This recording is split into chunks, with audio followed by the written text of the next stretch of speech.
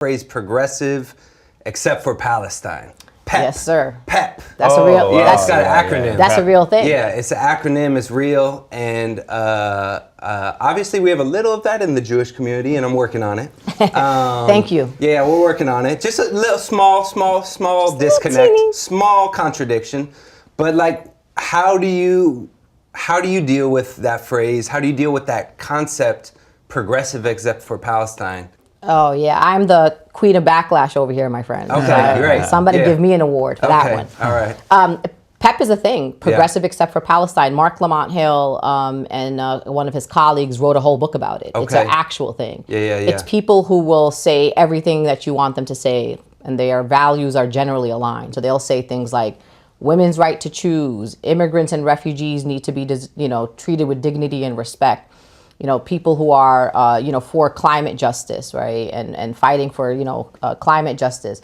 People who will fight for queer rights, right? And then somehow the buck stops with the Palestinians. It's like they have their values all aligned, and all of a sudden a disruption happens in their mind or something. Yeah. And then they cannot extend that to Palestinians. Like, if you care about climate and climate justice, well, let's talk about what's happening in Gaza even before the genocide started, right?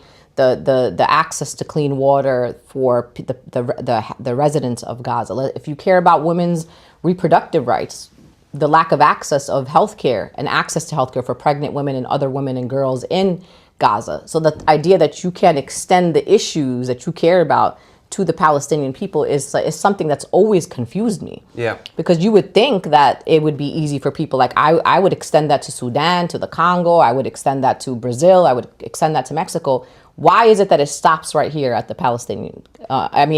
We've had folks that will go to the U.S.-Mexico border and say, this is outrageous. Right.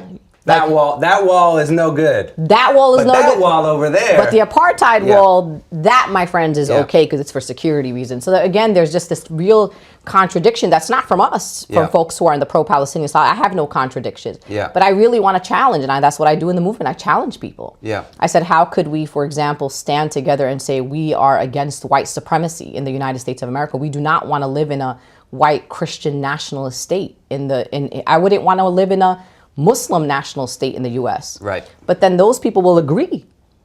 But then they'll support a state that is called the Jewish state. Yeah. And that treats people who are not Jewish as second and third class citizens. And I'm like, how do you reconcile that? And that's the question that is not for us. It's for people who are sharing those views.